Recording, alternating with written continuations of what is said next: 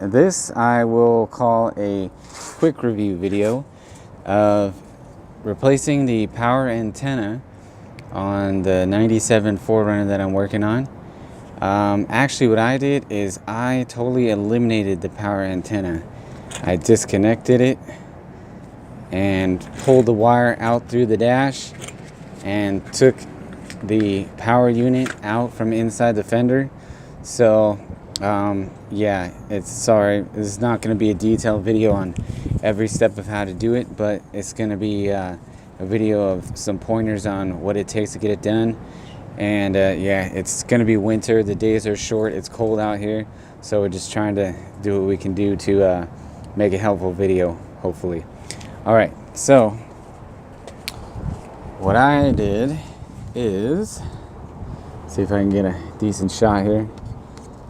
All right, so here's the view inside. So basically you need to remove the fender liner that's running inside here. There's these annoying plastic clips everywhere. I actually unbolted the fender, that's why it's wiggling. But yeah, so the bottom of the antenna mounts to this bracket here, which actually I broke it and had to weld it back on. But anyways, so then you have your wire going through with this grommet inside the cabin, and then so all of that has to be undone. And then on top, this nut actually backs out, and the nut and the ornament come off. That's what Toyota calls it. And of course, take off the antenna mast, and that will drop out through the fender. So then the fun part is inside, where once you have your radio removed, well, mine's still bolted in, but yeah, once you have the radio taken out so you can actually yank the antenna out of it, you might be wondering how the heck you're gonna find your way to the fender end of it and actually get it out of the dash. Well, we found that if you remove the glove box, yeah, sorry, there's probably hopefully somewhere a video on how to remove the radio. Again, running short on time, so didn't do that. But taking out the glove box will actually help you find your way. And so there's two Phillips screws. Hope we can see this. Yep. All right, right down here at the bottom. You can take them out, and then the glove box gets out of your way. And then, yeah, you can't see much. There's just a black panel here. There's a vent tube right here.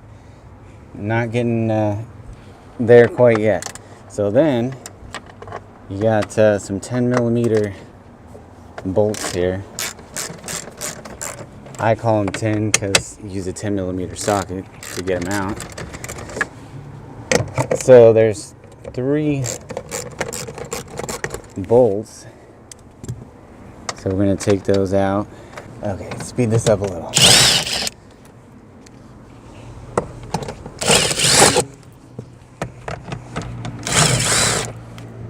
All right, now we might actually be getting somewhere.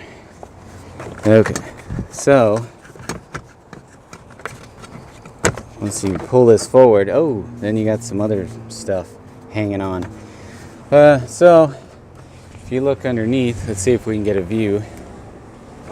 Well, there's this airbag connector which you can pop out. There's this little light plug that you can undo by pressing the tab there. And then you have all this wiring harness section that's hooked on. If you look underneath here, it's actually clipped in. There we go. So then you can get that panel out of the way. So now, boom, you can actually see where the wire is going. I guess these are maybe so you can find your way a little better. There's clips that are holding the cable that are marked with green tape. There's another one way up inside there. But there's a second one up inside. It's going to be a pain in the butt. So eventually it's going to run up behind the airbag, down along the pillar here, and it ends up coming down by the blower motor and then going out through the body. So that's the fun part of removing the antenna. And then of course it drops down inside here. It drops down and goes behind your radio. And well, I think that's about it. As far as removing the radio, that's pretty straightforward. A bunch of Phillips screws. The radio itself is held in with some 8mm bolts, 4 of those. This is aftermarket, so yeah, I was having this weird little problem where the oh, and then you can also remove this vent too. That might help. There's a single Phillips screw that holds this vent in place, so that's another thing you can do. Slide that out of the way and you got more room to run your cable through. But yeah, so my antenna was just like running. It was like turning on at random times, killing the battery. So I said, you know what? It's broken anyways. Oh yeah, maybe I should show you that.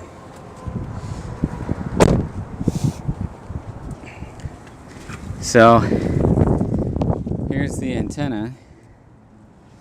And yeah, normally it should go up and down with the motor, but it just freely goes up and down on its own. Well, not on its own, it just stays in place because it's broken. So I wasn't getting any radio stations, so my radio is worthless. And if you try to manually, raise it up, it just falls back down when you hit a bump in the road. So pretty useless.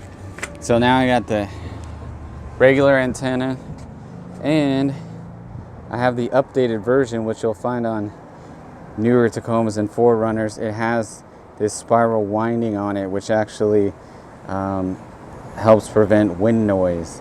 Just some quick pointers on how to do the standard style antenna. This one is an SR5 model. The limited models for sure all can have the power antenna, and yeah, it's a little bit of fun. It's a little bit of headache. Just have some patience. You're gonna have to feed that wire up inside there behind the airbag. Just look for the little green tape, and that's where it's clipped in. I'm trying to get a view of the other green tape here. Oh, there it is. I don't know if we can see it, but there's actually, yeah, that harness that you unclipped.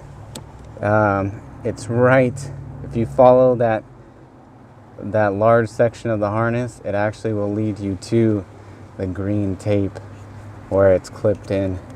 And there's the airbag up there. So it's going behind that along this rail that supports the dash.